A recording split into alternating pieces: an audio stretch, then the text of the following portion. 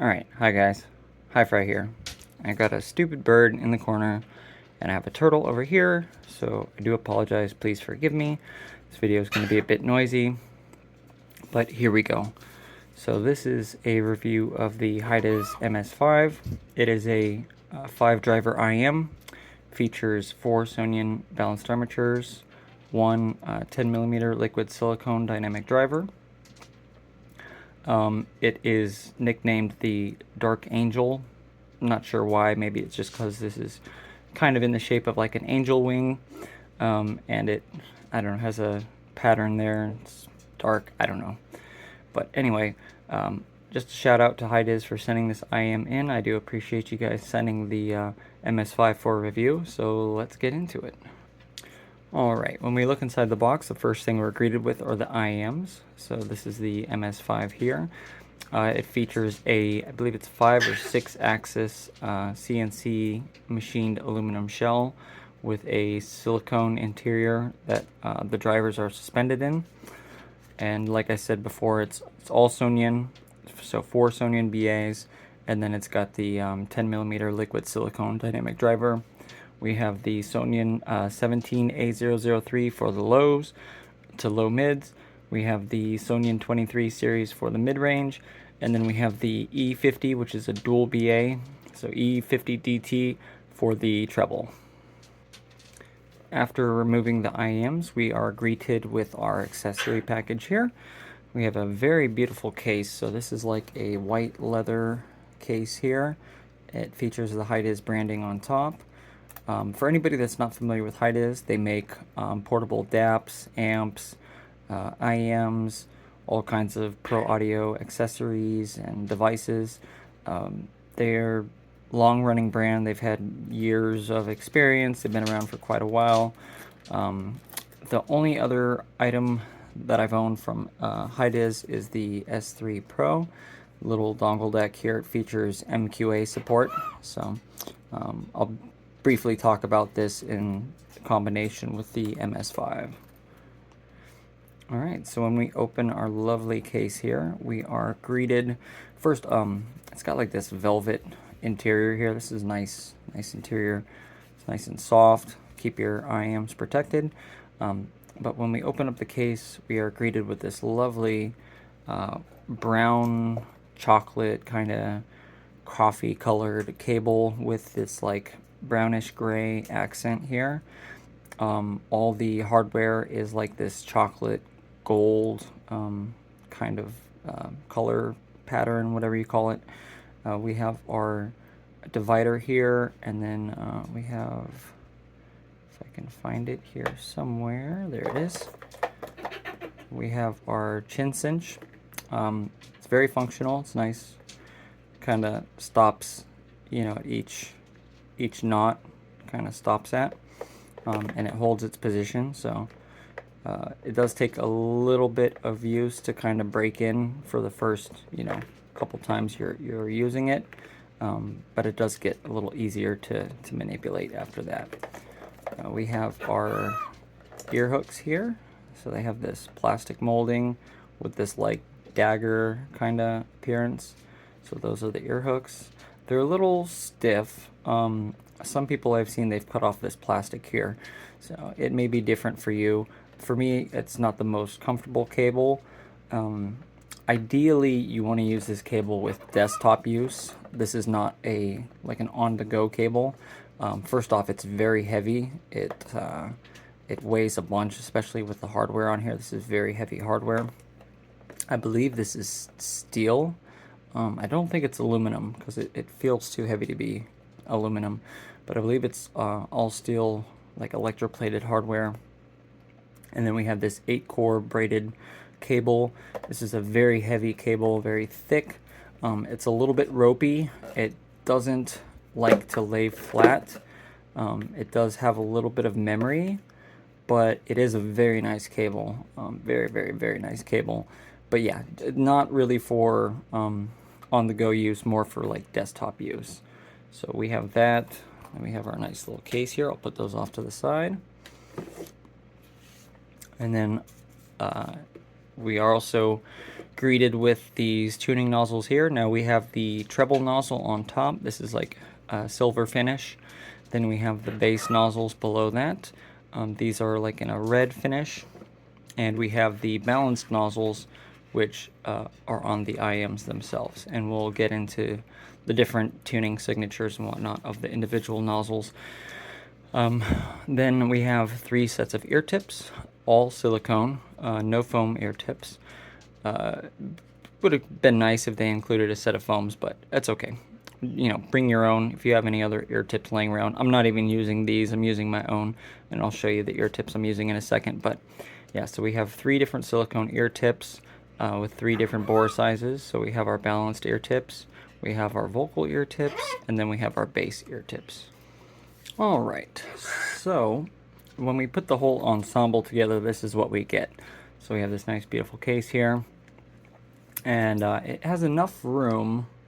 Now, it's not a pocketable case. This is more like stationary case, something you would keep in your luggage, like if you're going on vacation, put it in your luggage, put it in a backpack, you know, throw it in your car, that kind of thing.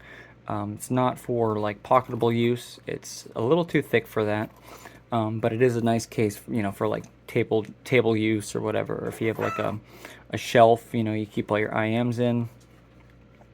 But yeah, so it's got enough room. You can keep your little nozzle filters in here. Okay.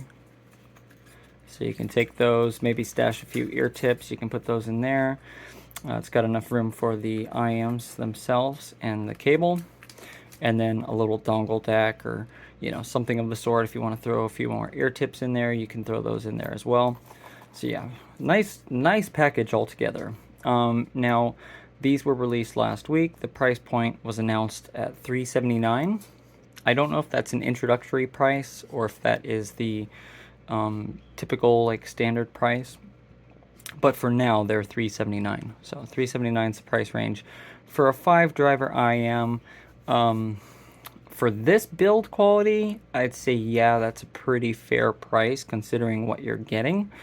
But as far as the sound goes, that is subjective. So this is kind of a divisive IM, and I'm going to kind of talk about that, and we'll talk about the sound a little bit, and you guys can kind of make up your mind on how you feel about it. But yeah, very nice presentation by Hidizs. Nice unboxing experience, very high quality product.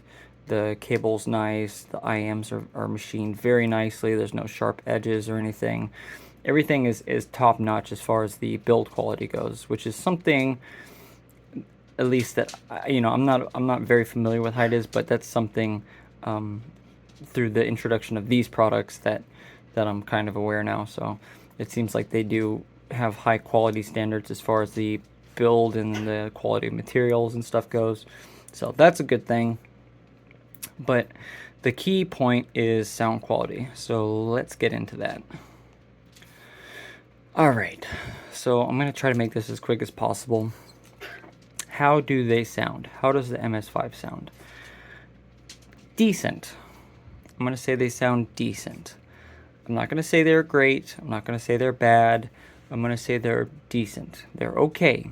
For the price, I've heard better and I've heard worse. So it's not a strong recommendation from me, and it's not a strong, you know, look at something else. Are they the best value as far as sound quality goes? In my opinion, no. There's better values out there, but they're not a bad value per se. The thing with this IM is it's going to appeal to a niche audience. There are a select few people who really like this IM, and then there are other people who will not. So let's get into the type of people who will like this IM, or probably will like this IM. Alright, so from my listening experience, now these have about 200 hours on them.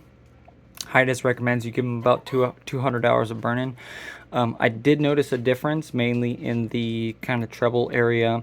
There's a little bit of a difference as far as the timbre goes. They kind of smoothened out a little bit, and the bass seems to have fallen down just maybe ever so slightly in volume and kind of tightened up a little bit. But other than that, for anybody who doesn't believe that burn-in is real, first off, burn-in doesn't affect frequency response. So if you're looking for a change in tuning, that's not what you're going to get. That's not the point of burn-in. Burn-in has to do with timbre, cohesiveness, timing, stuff like, attack, decay, that kind of stuff. Emphasis, dynamics. It has nothing to do with tuning. It's essentially the speed of the driver, how fast the driver moves, how fast it recovers, that kind of stuff. So anyway, and in my opinion, personally, I think that BAs can benefit from burn-in. They're just like any other driver. They flex and they move and they warp, and over time that movement, they kind of wear in a little bit and the material gets softer. The molecules kind of realign themselves as the material is moving. I mean, it's material science. It's not some voodoo magic or whatever. It's literally just what happens when you take a bunch of atoms and a bunch of molecules and you move them around. They're going to heat up, and the bonds are going to loosen up, and over time, they're going to be, I guess, more manipulated or whatever you want to say. I don't know. Anyway, but yeah, so as far as who will like this IM, anybody who likes rock music, I think, might like this. Now, it's kind of hard to say. So the tuning is very, I'm going to say, like V-shaped. There's a huge emphasis in the bass. So they're a bassy IM. They're very thick. They're kind of on the warm side. Some people might say they're cold sounding. They're actually pretty much both. So you have this huge bass emphasis. They dip around 800 hertz, and then they regain their energy at like 8 kilohertz. So there's this big kind of like big wide V. Okay, so they're like this big wide V shape. So it's kind of a fun signature. They're very musical sounding. They have good musicality, good tonality to them, for the most part. Okay, but there are some issues with timbre. There's some issues with coherence. There's what's the other thing? Pretty much just that. With timbre, coherence, and tuning, there's some issues. So, but yeah, so big deep V. Anybody else, if you're looking for like a neutral or like a Harman, or just go somewhere else. Don't even mess around with these. But if you're looking for something that's more of a quote unquote like exotic tuning, these would be cool to take a look at. If you have the budget, you have the money, definitely you might want to give these a shot. But anybody else, no. Also, the way that the drivers are aligned, and kind of how they play with each other. So it's kind of hard to explain, but the distance between drivers affects the overall sound. There's issues with phase and stuff like that. I call it, what is it? So phase relationships. That's basically what I call it. So like a phase relationship. But anyway, so every driver has different like phase relationships between drivers, and it depends on how far apart each driver is from the other driver. If you move, one driver more forward, the treble will hit your ears before the mid-range hits your ears, and it kind of separates those bands.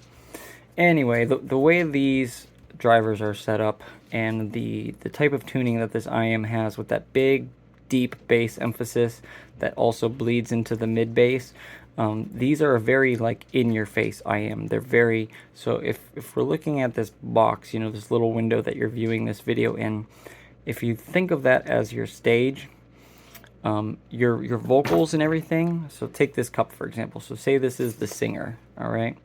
So typically your singer is this little blob in the center, and you have other objects.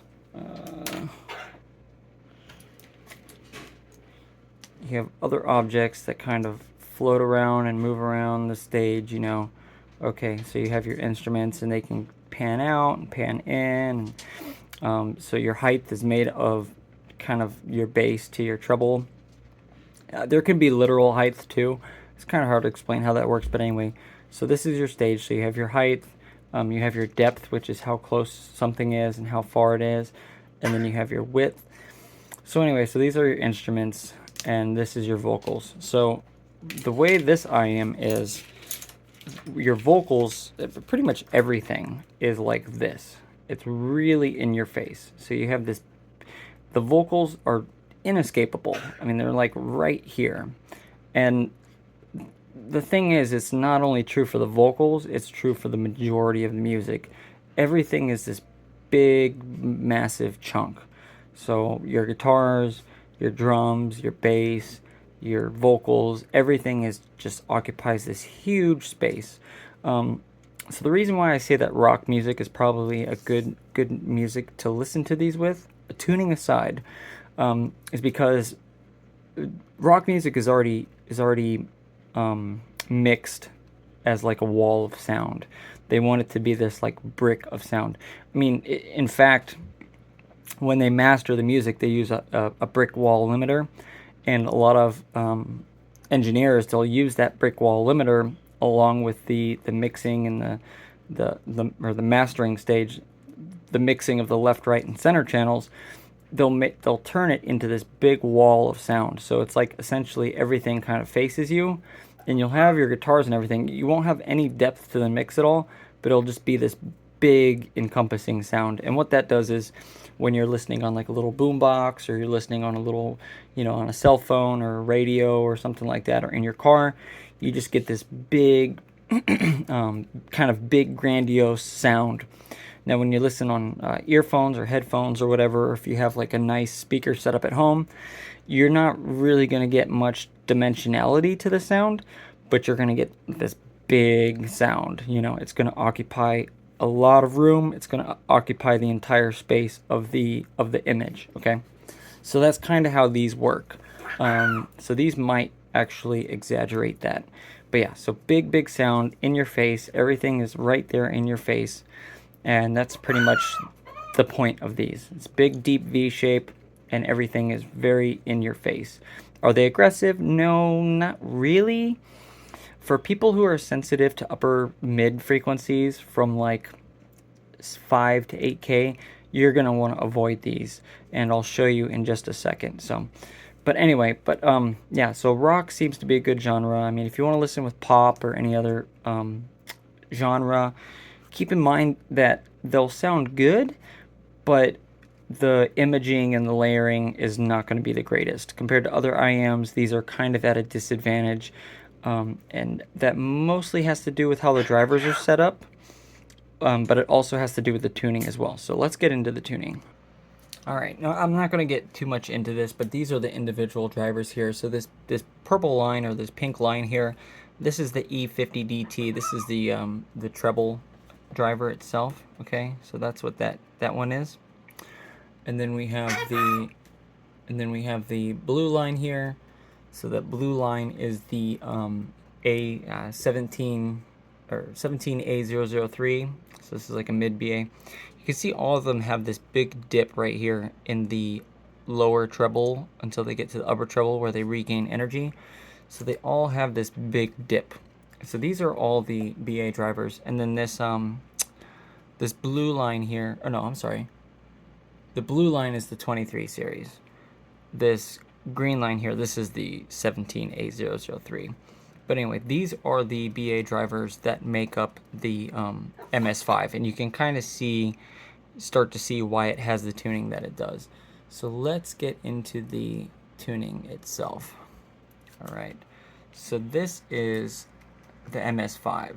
This is the stock tuning in its stock configuration, and let's just go over this real quick. Shh. Stop it. Be good. All right. So we have this big, deep bass slope. All right. It starts at was it 20? Actually, let me just zoom out a little bit so you can see it a little better. So it starts at 20, and it just slowly works its way down. All right. And this is probably from a lack of filtering on the dynamic driver. They're just letting it play full range, and they're just mixing it with the other BA. But yeah, so you get this big, deep glide, and it goes past 100 hertz, goes past, so this is our 200 hertz line right here, and it just keeps going and going and going. So you get a lot of mid bass. Now this kind of adds liveliness to the sound, and it also adds energy with like male vocals. It adds a lot of grunt when it comes to guitars and stuff. but it can also muddy the mix. So this can be an unwanted thing.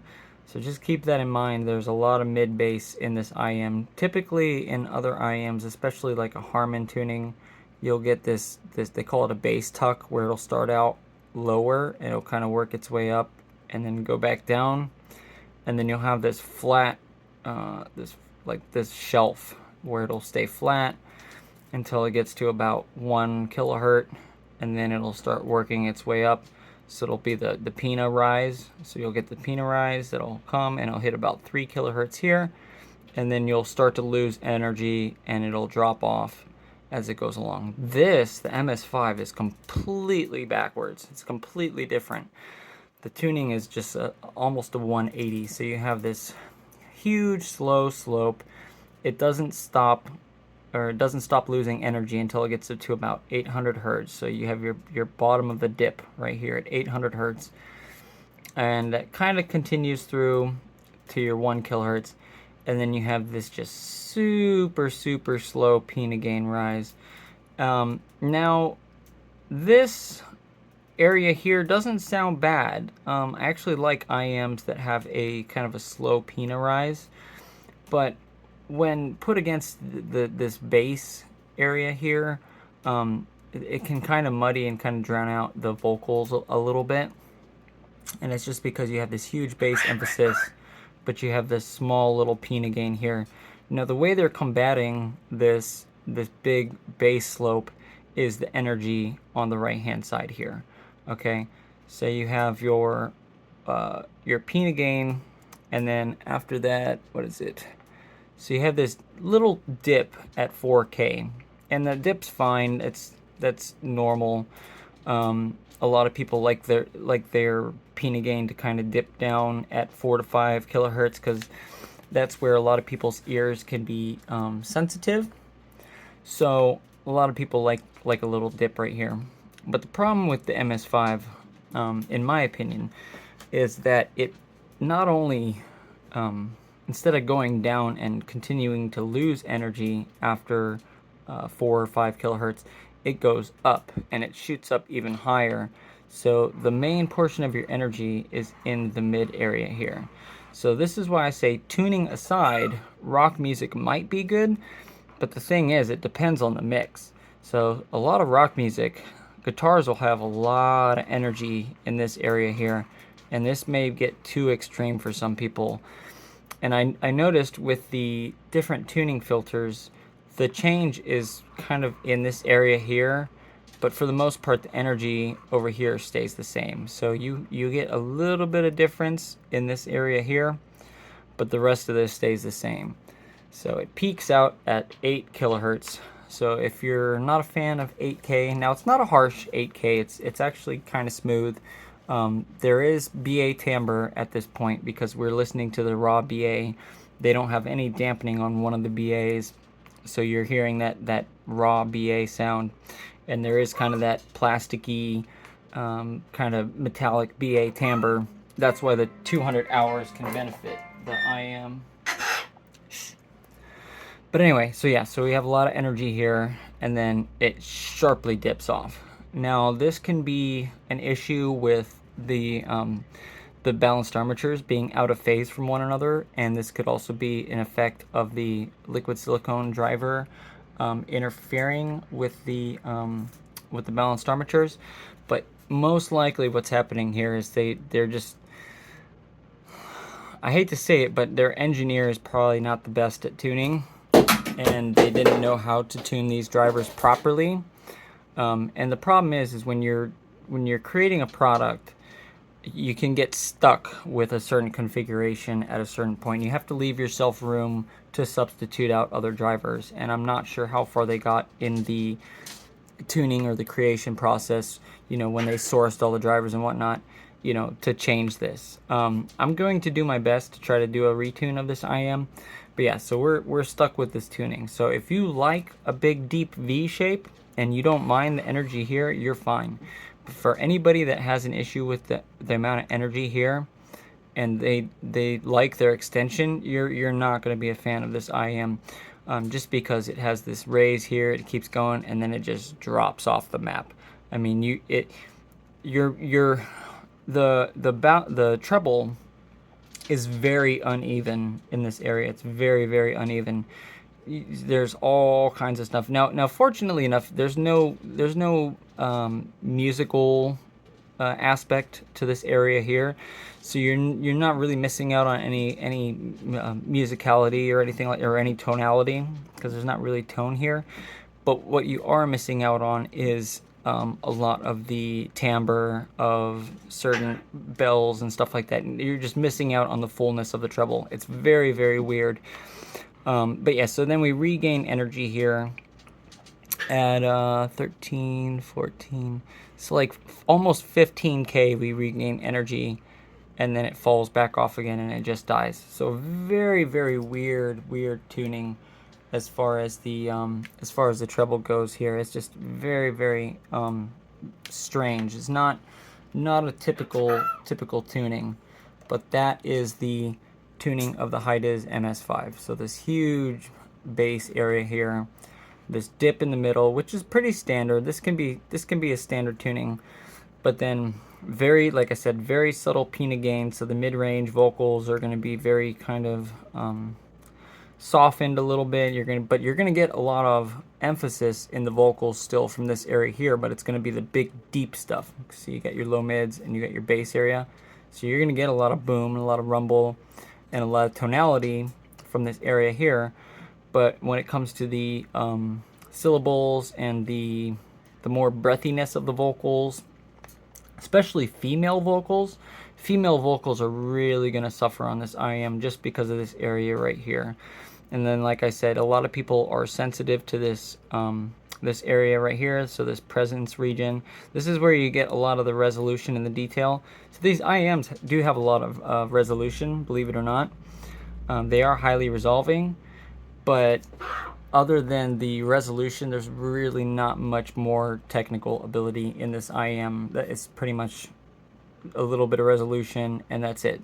Like I said, the stage is very narrow. Everything is really in your face, and that's pretty much it as far as the MS5 goes. So anyway, let's get back to the bench and I'll finish out the video. Alright guys, so to finish out this video, as far as the build quality is concerned, the value for money, the value proposition is there. You're getting a very nicely designed, very well built product. It's got high quality materials, high quality workmanship. All that is fine. There's nothing wrong with that. But when it comes to the sound, these are a divisive IM, and maybe that's why they called it the quote-unquote Dark Angel, is because the tuning is only going to appeal to a very niche audience of people. As far as myself personally, it's not an IM that I can see myself daily driving. It definitely is an IM that I would, kind of pull out for niche occasions just to kind of enjoy its sound, because the Sonian drivers still sound nice. There is a good timbre to the sound for the most part. The bass driver sounds good. The bass quality is good. The mid-range quality is good overall. I like that small pina gain area. That sounds fine. That's great. But it's just that energy in the upper mid / lower treble area that can be kind of fatiguing. Especially to some listeners. I've seen reviews from some people where they really did not like it. Personally, it doesn't bother me any. The main issue that I have with the IM is the technical performance. The technical area is really at a disadvantage. Like I said, there's not much depth to the stage. The imaging is pretty poor. Everything is just this big ball of sound. It's really in your face. And that's probably the biggest downside for me. That and that little area in the tuning. I think Hidizs probably could have fixed that. It seems like they took their time with this product, but I think that whoever their in-house engineers are, I think they needed to spend a little bit more time on this product and maybe come at it at a different angle, or work with somebody else who is a tuner and get like a second opinion, using their prototype. And I am probably going to try to retune these and see what I can do with them. But maybe not. I don't know. I'm so limited on time. I have barely any time for reviews. But yeah, maybe I'll do that. or maybe I'll do a giveaway with the MS5. If you guys want me to give away the MS5, let me know. Or maybe I'll do both. Maybe I'll retune them and then I'll give them away. But either way, it's a very nice product. I'm very thankful to Hidizs for sending these to me. They are nice. They're very nice quality. But the sound is just not quite there. And for $379, it's a very tough sale. Like I said, some people are really going to like the IEM, and some people are not. It's going to be a very divisive IEM, and most likely at the speed of Hi-Fi, or the speed of this industry, this audiophile industry, most likely they'll be forgotten in a few weeks. But who knows? We'll see. Like I said, they do have a very dark, rich character to them. Like I said in my first impressions, they're dark like coffee. And they do have a thick, bold sound to them. So some people are really going to like them. And like I said, some people are not. So, but anyway, guys, I hope you like what you saw. I hope you like this video. I will catch you in the next video, which will be later on tonight. I got a whole bunch of reviews I got to start. I just received these. This is the Kiwi Ears Orchestra Lite. Got these via Linsole, so thanks to Linsole, but that'll be one of my reviews. Next one is going to be the CVJ May. We got that coming up. And then I also have the X1. This is like a clone of the Olina. And I got a whole bunch of other ones, man. I got the TRN. I got a bunch of IMs. So anyway, I'll catch you guys later. I hope you have an excellent day. Hope you have a good week. And I'll see ya.